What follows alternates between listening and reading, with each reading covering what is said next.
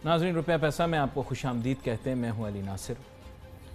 बात यह है कि जब बिजली के नर्ख बढ़ने की खबर ज़बान-ए-ज़द आम हुई तो मैंने दिल में सोचा, मैंने कहा भाई अब इसके माने ये हैं कि सर्दियों में अमूमन ये हुकूमतों की टेक्निक होती है कि सर्दियों में बिजली के नर्ख बढ़ा देते हैं तो महसूस नहीं होता। उसकी वजह ये होती है कि सर्दियों में कोई चीज़ चल तो रही नहीं होती, ना एसी चल रहा होता है, फ्रिज भी कम चलता है, और इसके अलावा आप ऐसे समझ लें कि हीटर तो बिजली से चलाना जो है वो बड़ा मुश्किल काम है। लोग गैस से ही चलाते हैं ज़्यादा, तो बिजली का बिल कम आ रहा होता है। अगर उसमें कुछ मामूली इजाफा हो भी जाए तो बंदे को महसूस नहीं होता। तो ये होती है चालाकी, होशियारी, गिद्दड़ सिंगी, उस्तादी, जो हुकूमतें आज से नहीं काफ़ी अरसे से करती आ रही। ये ब्लेम मैं PTI को नहीं दूंगा सिर्फ।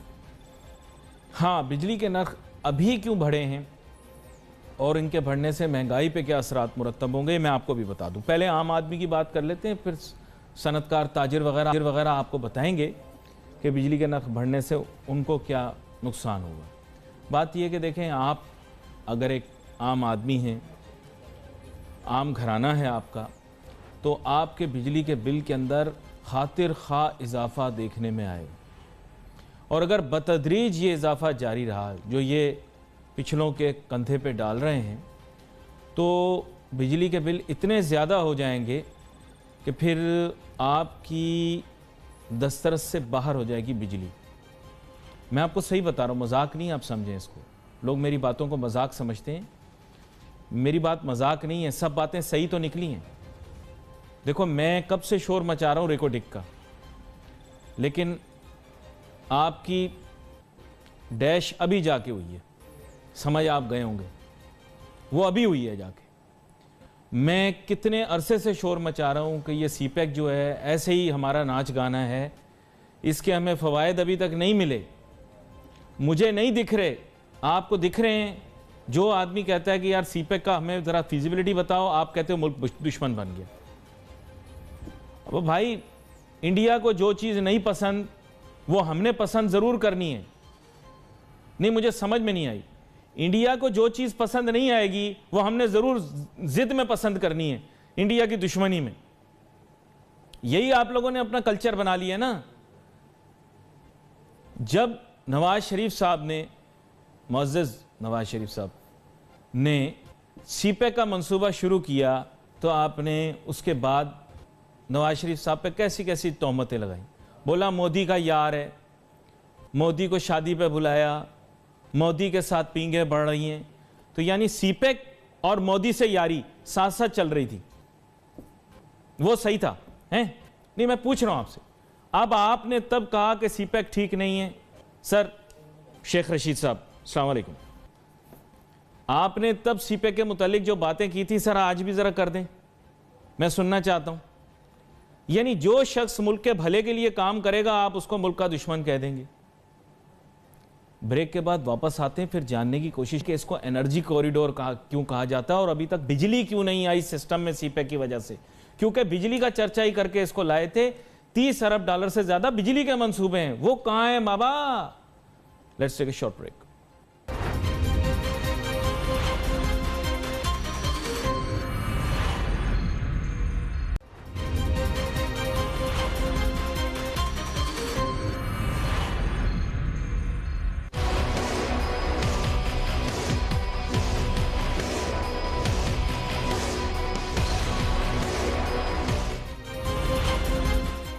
नाज़रीन, welcome back after the break. हमें ज्वाइन कर रहे हैं जनाब यासीन सिद्दीक साहब, साबिक चेयरमैन एप्टमा, और जनाब शारिक वोहरा साहब, प्रेसिडेंट KCCI।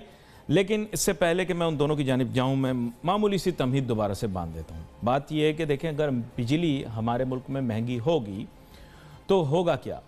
देखें, इसके माने ये हैं कि हमारी पैदावारी लागत ज़्यादा होगी, हमारे डोमेस्टिक कंज्यूमर को भी ज़्यादा कंज्यूम करना पड़ेगा, जिसके लिए वो ज़्यादा वेजेस मांगेगा। ज़्यादा वेजेस मांगेगा तो इसके माने ये हैं कि फिर ये कॉस्ट में और इजाफा हो जाएगा। वेज प्राइस स्पाइरल होता है ना। अब इसे पढ़े लिखे लोग समझ सकते हैं, आम लोगों के समझने की चीज़ नहीं है ये। बात यह है कि वो आम ज़ुबान के अंदर अगर आप इस तरह कहिए कि अगर लोग ज़्यादा ख़र्चा करेंगे तो तनख्वाह भी ज़्यादा मांगेंगे, कुदरती बात है। तो उसके अखराजात किसको बेयर करने पड़ेंगे? सनत को, तिजारत को, बिजनेस को। गरीब तनख्वाह ज़्यादा देनी पड़ेगी भाई। तो शारिक वोरा साहब को मैं खुश आमदीद कहता हूँ, सदर हैं KCCI के। वेलकम करता हूँ सर आपको शो में। थैंक यू अली नासिर, बहुत शुक्रिया। शारिक साहब, अब बात कुछ ऐसी है कि बिजली के नर्ख बढ़ा दिए। मैंने सुना आपने प्रेस कॉन्फ्रेंस भी की अगले दिन। तो जनाबे वाला, ये सिलसिला कब तक जारी रहेगा? और सर्दियों में ये चुपके से बिजली के नर्ख बढ़ाने वाली टेक्निक फिर से शुरू हो गई, ये क्या है? ये क्या हो रहा है, आप बताएं। बिजली के नर्ख इस वक्त आपको देखा कि तकरीबन 1.96 ₹2 पर यूनिट बिजली के नर्ख बढ़े हैं। और सिर्फ बिजली के नर्ख नहीं बढ़े, बल्कि इस पर एक और जो बम गिरा है वो ये है कि जो कैप्टिव पावर के लिए गैस है वो भी अब गवर्नमेंट कहती है कि जी हम बंद कर देंगे, इसलिए कि गवर्नमेंट के पास गैस के डिप्लीटिंग स्टॉक्स हैं। मैं इस इकदाम को पूरे कराची आई ने इसको रिजेक्ट किया है और वज़ीर आज़म साहब से अपील की है कि इसको, चूंकि ये अभी तक कैबिनेट कमेटी का डिसीजन है, तो हमारा ये यकीन है कि जिस वक्त आज शायद मीटिंग हो रही है कैबिनेट की जी, उसमें अगर ये प्रेजेंट होगा तो वज़ीर आज़म साहब इसको एक्सेप्ट नहीं करेंगे। उसकी वजह ये है कि ऑलरेडी एक ऐसे मुल्क में जहां पर लोगों की मिनिमम सैलरीज, लोगों की इनकम कोविड की वजह से और इकोनॉमिक कंडीशंस की वजह से दिन ब दिन खराब हुई है, उनके लिए ये जो इजाफी बिजली के बिल हैं ये बहुत बड़ा बोझ होगा। नतीजा ये होगा कि इकोनॉमी और श्रिंक हो जाएगी और लोग जो हैं वो अपनी बेसिक चीज़ों की जो बिल्स हैं उनकी पेमेंट में ही रह जाएंगे। फिर खासकर वो गरीब तबका जिसने किराया है, ग्रोसरी है, स्कूल है, फीसेस हैं, मेडिकल है, क्योंकि हमारे यहाँ तो आपको पता है ना स्कूल गवर्नमेंट प्रोवाइड करती है, कुछ भी नहीं ना देती, मेडिकल हेल्थ केयर प्रोवाइड करती है। एक ऐसा मुल्क जहाँ पर पब्लिक ट्रांसपोर्ट सिस्टम नहीं है कराची जैसे शहर में, तो बिजली के ये नर्ख जो हैं ये डेफिनेटली इसकी टाइमिंग्स भी गलत है और इसका जवाब भी। और अगर पूछ लो तो इसके माने ये है कि आप मुहिब वतन नहीं है। अगर आप कभी भी पूछ लें कि रियासत काम नहीं कर रही है हमारे लिए, तो हमारे मुहिब वतन होने पे क्वेश्चन। सर मेरा एक मुख्तसर सा सवाल और है, इससे कबल कि मैं अगले मेहमान की जानिब जाऊँ। मैं पूछना चाह रहा हूँ कि सर ये सीपैक का मंजन और चूरन जो हमें मुस्तकिल अब 6 साल हो गए, बल्कि 8 साल हो गए हमें बेचा जा रहा है, मेरी ये अकल से समझ से बालातर है कि this was an energy corridor with the majority of investment और whatever they were saying, the quantum of the project जो है ना वो जाएगा एनर्जी की तरफ। चलें, यासीन सिद्दीकी साहब भी हमें ज्वाइन कर चुके हैं, साबिक chairman एफमा।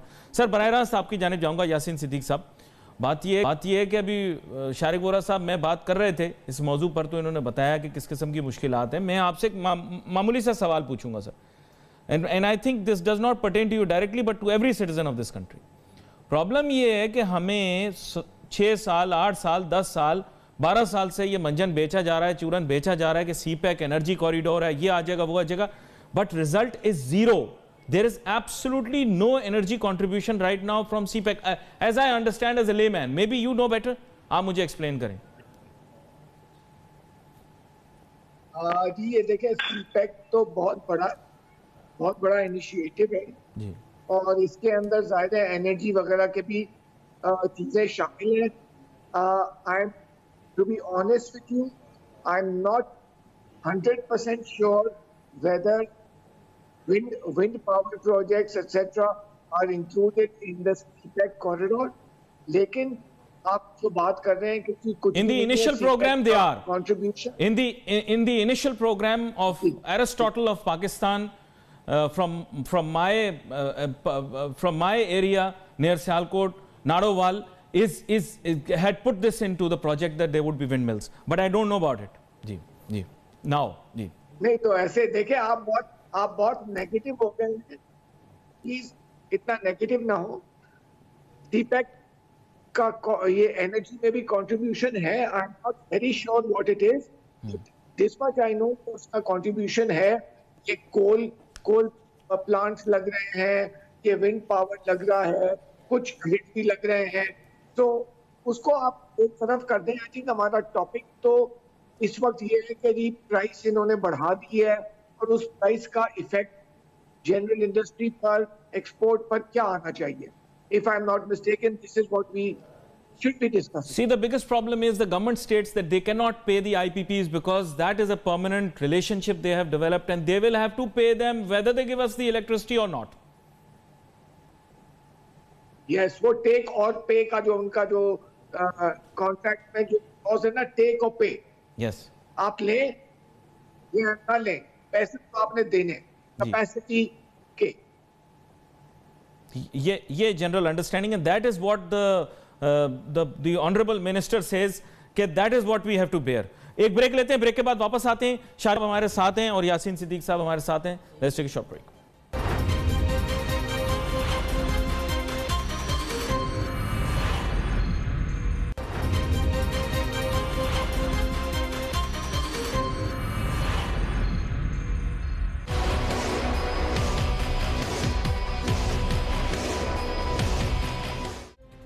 Welcome back, Nazreen, after the break. The aim is not to criticize the CPEC. The aim is to find out why the energy corridor has been unable to deliver and we have to pay more for electricity. Shariq Vora साहब, मैं आपकी जानिब आता हूँ. बात यह है कि मैं उसमें कोई पहलू नहीं तलाश कर रहा मनफी. मैं तो सिर्फ ये कह रहा हूँ सर कि 30 अरब डॉलर से ज़्यादा शुरू में अरस्तुए जमा जनाब हमारे जो साबिक मनसूबाबंदी के वजीर थे, उन्होंने कहा था कि he will put that money into energy. This is an energy corridor. Roads और रेल ट्रैक तो बहुत छोटा अमाउंट है. गवादर के ऊपर तो $600 मिलियन से भी कम का इनिशियल आउटले में था. बाकी सारा बिजली कहाँ गई सर? बिजली 6, 7 साल, 8 साल हमारे बच्चे देखेंगे. अब तो बच्चों की मूछें आ गई हैं सर. कब मिलेंगे शारिक वोरा साहब वो हमें बिजली कब मिलेगी? जी अली नासिर, मेरे ख्याल में इस पर्सपेक्टिव को जो आप बता रहे हैं इसमें थोड़ा मैं समझता हूं कि आपको दुरुस्त आदात पेश करने चाहिए. जिस वक्त सीपैक का एनर्जी कॉरिडोर शुरू हुआ था उस वक्त मुल्क में और खुसूसन पंजाब और केपीके और बलूचिस्तान में 12 घंटे की लोड शेडिंग होती थी. And I must acknowledge and appreciate कि ये जो सीपैक में इकोनॉमिक जो एनर्जी कॉरिडोर में जो इन्वेस्टमेंट आई, आज पाकिस्तान में 12,000 मेगावाट जरूरत से ज्यादा अवेलेबल है. तो ये सारी जो इन्वेस्टमेंट हुई है ये उसका नतीजा है. हाँ, ये जरूर है कि वो 12,000 मेगावाट को डिस्ट्रीब्यूशन सिस्टम जो है वो उस रफ्तार से नहीं बन सका जिससे कि हम लोगों की तवक्कात थी. लेकिन आई एम श्योर कि उस पर काम शुरू हो चुका है और ये जो 12,000 मेगावाट जो एक्स्ट्रा हमारे पास इस वक्त मौजूद है, तो ये चंद ही माह में ये भी कम पड़ेगी. क्योंकि अल्हम्दुलिल्लाह पाकिस्तान जिस तरीके से ग्रो कर रहा है, इंडस्ट्रियलाइजेशन हो रही है, हाउसिंग में जो डेवलपमेंट हो रही है, कराची में भी हो रही है, पूरे मुल्क में हो रही है, तो हमको मजीद बिजली की जरूरत होगी. दूसरा आपका एक सवाल था ब्रेक पे जाने से पहले कि सीपैक प्रोजेक्ट के चर्चे हैं. सीपैक प्रोजेक्ट पाकिस्तान का गेम चेंजर है. अफसोस की बात यह है कि इसको स्लो कर दिया गया था, जो कि गलती थी और जो हुकूमत ने रियलाइज की है. इसको स्लो नहीं करना चाहिए था, इसको मजीद तेज करना चाहिए. क्योंकि सीपैक के जरिए जो इन्वेस्टमेंट पाकिस्तान में आएगी, इसके अलावा पाकिस्तान का अभी कोई नियर फ्यूचर में कोई और चांस नहीं है जहां से आपको फॉरेन डायरेक्ट इन्वेस्टमेंट आए. नहीं, बिल्कुल आप डिफेंड भी करें और जाहिर बात है मुझे करेक्ट भी करें wherever I am wrong. लेकिन मैं जाहिर बात है I have to ask the question and you are free to give the answer. Yasin Siddiq साहब, आपकी जानिब जाता हूँ. एप्टमा जो है वो आप पहले भी क्योंकि इस मुतालिक बात करते रहे, टेक्सटाइल के मुतालिक भी बात करते रहे. बात यह है आपकी बेसिक इनपुट जो है वो बिजली है, तवानाई है. How will your industry cope with this expensive electricity when it comes to you? जी देखिए जी, मैं आपको ये बताऊं कि आजकल अल्लाह का बड़ा करम है कि पोस्ट कोविड, लेकिन कोविड का हम पर आई विल से कि मैं ये तो नहीं कह सकता कि पॉजिटिव इम्पैक्ट हुआ है, लेकिन कोविड की वजह से और इंडिया में जो हालात कोविड के रहे हैं और दूसरी जो कंट्रीज में हालात कोविड के रहे हैं, हमारे यहाँ माइल्ड रहे हैं. तो उसकी वजह से बहुत सारे ऑर्डर्स ऐसे थे जो उनके पास पहले थे और वो कोविड की वजह से फुलफिल नहीं कर पा रहे थे. शिपमेंटें डिले हो रही थी. वो शिपमेंटें जो ऑर्डर्स थे वो हमारी तरफ मुंतकिल हो गए. तो इस हिसाब से हमारे पास इस वक्त ऑर्डर्स भी हैं और दूसरी बात आपको बताऊं मैं कि ऑल ओवर द वर्ल्ड जो कॉटन की क्रॉप है वो शॉर्ट हुई है। आई थिंक इंडिया की इतनी शॉर्ट नहीं है, पाकिस्तान की तो बहुत शॉर्ट हो गई है, तो यूएसए की भी कोई 3-4 मिलियन बेल्स कम हो गई। So cotton prices in the world have gone up. हम लोगों के पास कॉटन जो मौजूद थी, हमारी इंडस्ट्री ने कॉटन पहले से अक्वायर कर ली थी, तो हम लोग इस अल्लाह का शुक्र है बेहतर पोजीशन में है। तो प्रॉबेबली ये जो माइनर इंक्रीज है वो हमें लॉस में नहीं ले जाएगी, हमारे प्रॉफिट्स को खा जाए। That is also not a good situation. But going forward, this increase will become unbearable for us. When the world starts returning to normal, this increase will be a last nail in our coffin once again. तो मैं ये कहना चाहता हूँ कि बड़ी मुश्किल से हमारी एक्सपोर्ट इंक्रीज हुई है, हो रही है, होती जा रही है, और साथ और जैसे ये काम जैसे इम्प्रूवमेंट आनी शुरू हुई तो एनर्जी की तो अब हमारा जो कुछ भी प्रोग्रेस हमने किया है वो सारे का सारा जीरो।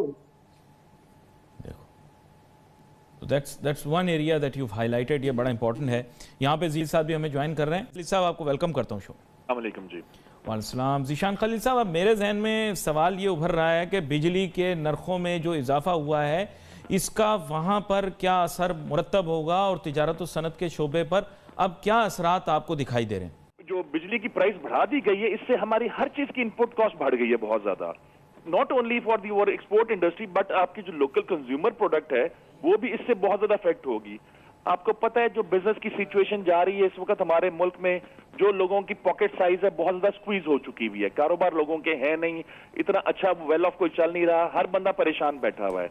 और जिस वक्त आपकी इनपुट कॉस्ट इंक्रीज करेगी तो डायरेक्टली आपका जो एंड यूजर है उसको हिट करती है। इट इज नॉट नेसेसरी कि एक पर्टिकुलर नॉच को हम लोग हिट कर रहे हैं, टोटल सेगमेंट आपका डिस्टर्ब हो जाता है इससे। बिजली आपकी बहुत इंपॉर्टेंट प्रोडक्ट है जो कि खाने में आपकी जाती है, आपकी फ्लावर मिल आपकी चलती सारी इसी के ऊपर, आपकी टोटल एक्सपोर्ट इंडस्ट्री हर चीज इससे अफेक्ट करेगी, जिसकी वजह से आपकी कंपैटिटिवनेस जो है वो कम हो जाएगी। जो आपको एक चंक मिला हुआ इस वक्त वर्ल्ड वाइड उसमें इफेक्ट आएगा आपको बहुत ज्यादा। ये मेरे समझ के मुताबिक तो ये चीज चल रही है और लाहौर में भी हम लोग इसी चीज को लेके चल रहे हैं कि गवर्नमेंट को इस सिनेरियो में आते हुए प्राइस को इंक्रीज नहीं करना चाहिए था।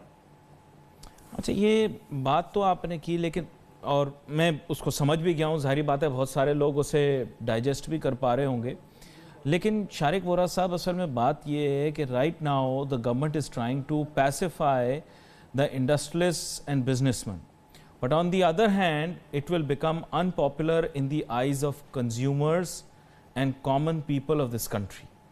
तो ये जनरली एक बड़ा डेलिकेट बैलेंस है जिसको ज़ीशान खलील साहब ने मेंशन किया, and it is going to impact the whole country. तो इसके बारे में आप क्या राय देंगे? और बिलखुसूस जो आपने बात की कि आपने इसके ऊपर एहतजाज भी किया है, तो वो अवाम की खातिर भी किया है और सनत की खातिर भी किया है, तो how much has the government taken it seriously? देखिए, हमको जो नाराजगी का पहलू जो हमारा निकलता है हुकूमत से वो ये है कि ये ऐसा कदम था गैस और बिजली के नर्ख का और कैप्टिव पावर को गैस बंद करने का, जो कि हुकूमत को चेंबर्स से और एसोसिएशंस को ऑन बोर्ड लेना चाहिए था। और जब तक एक कंसेंसस डेवलप ना हो जाता कि अगर कोई गवर्नमेंट के पास जेन्युइन रीजंस भी होंगे कि जी बिजली का नर्ख इसलिए बढ़ाया जा रहा है कि जी कॉस्ट बढ़ गई है प्रोडक्शन की, या गैस के जो रिजर्व्स हैं वो डिप्लीट हो रहे हैं और अब हम दे नहीं पाएंगे, और एलएनजी क्योंकि इंपोर्ट होगी और पाकिस्तान में बहुत बड़ा डिवेल्यूएशन हुआ है कोई 40% का, उसकी वजह से एलएनजी भी आपको महंगी कॉस्ट करेगी। तो इस सारे एनर्जी मिक्स को किस तरह आवाम के लिए कम से कम बोझ का सबब बनाया जा रहा है, ये अफसोस का पहलू ये निकलता है जो मैंने आपने गुफ्तगू शुरू की थी कि गवर्नमेंट ने हमको ऑन बोर्ड नहीं लिया। स्टेक होल्डर्स को ऑन बोर्ड अगर लेते तो हमारे पास जो बिजनेसेस और इंडस्ट्रियलिस्ट के जो चेंबर्स होते हैं, जो एसोसिएशंस होती हैं, उनके पास ऐसे सॉल्यूशंस होते हैं कि जो दोनों के लिए विन विन सिचुएशन हो सकती है। अब आप देखें कि ये बिल्कुल इस तरह हुआ है कि जिस तरह वो मिनिस्ट्री ने अनाउंस कर दिया कि पाकिस्तान के जितने पायलट्स हैं जहाज के पीआईए के वो सारे जाली हैं और पूरी दुनिया में हमारी एविएशन इंडस्ट्री जो है वो बैठ गई, हमारी पीआईए की फ्लाइट्स बैंड हो गई। इस सिचुएशन में भी गवर्नमेंट ने यही गलती की है और ये उससे बड़ी सीरियस मिस्टेक है। देखें, जब आप पूरी दुनिया को ये बताते हैं कि जी हमारे इंडस्ट्री के पास गैस नहीं होगी, बिजली महंगी होगी, तो वो कहते हैं हमसे कि जी हम आपके पास क्यों ऑर्डर्स प्लेस करें, आपके तो गवर्नमेंट खुद कह रही है कि आपके पास बिजली नहीं है, गैस। आई थिंक इसमें थोड़ा विजडम का फुकदान था। इस अनाउंसमेंट से पहले चेंबर्स को और खुसूसन फेडरेशन को और पीसीसीआई को ऑन बोर्ड लेना चाहिए था, बड़े बड़े चेंबर्स को ऑन बोर्ड लेना चाहिए था। So we could have been in a position कि हम गवर्नमेंट को बताते कि ये अनाउंसमेंट करने से पहले आप क्या चीज है जिसको आप हैंडल कर सकते थे। तो ये हमारा पॉइंट है। और पिछले बार मैंने आपसे कहा था कि कुछ ऐसी स्टेट ओन्ड एंटरप्राइजेज हैं जहां पर उनको चाहिए कि चैम्बर्स के प्रेसिडेंट्स को ज़रूर इंक्लूड करें बोर्ड्स के अंदर। खैर, government should take notice of what you have said और इस बारे में उनको संजीदगी से सोचना चाहिए। मैं यासीन सिद्दीक साहब आपकी जानिब आता हूँ। यासीन सिद्दीक साहब, थोड़ा सा हटता हूँ मौजू से और आपसे टेक्सटाइल के मुतालिक चूँकि बात हो रही थी तो टेक्सटाइल के मुतालिक ही आपसे सवाल करता हूँ।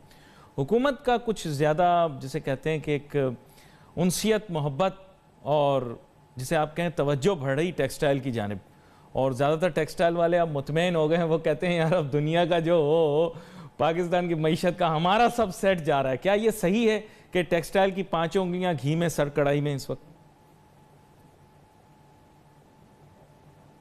यार ये सवाल ऐसा, अगर मैं हाँ कह दूंगा तो फंस जाऊंगा, ना कह दूंगा तो बुरी बात होगी। लेकिन मैं हाँ कहूंगा। देखें, अल्लाह का शुक्र है, textile is doing well, our order books are full. और ऑर्डर बुक्स फुल होने का मतलब है कि the sector is doing well. तो इससे लंबा क्या मैं जवाब। अच्छा, but are the composite large textile mills only the ones who are going to benefit, या फिर जो आपको पता है हमेशा से एक टेंशन और झगड़ा रहता है आप लोगों के दरमियान, और जो वैल्यू एडेड वाले खुद को कहते हैं कि हम वैल्यू एडिशन करते हैं, तो वो खत्म हो गया है या अभी भी कोई मसला है? देखिए जी, वो बात, वो झगड़ा जो है वो ना खत्म होने वाला है। इसलिए कि जब तेजी आती है, ज्ञान में तेजी आती है, तो उनको तकलीफ होती है, उनको हर्ट करता है। अब मैं ही कहूँगा कि उनको चाहिए कि वो अपने बेस को कवर्ड रखा करें। हमें तेजी मिलती कैसे है ये भी आपको समझा दूं।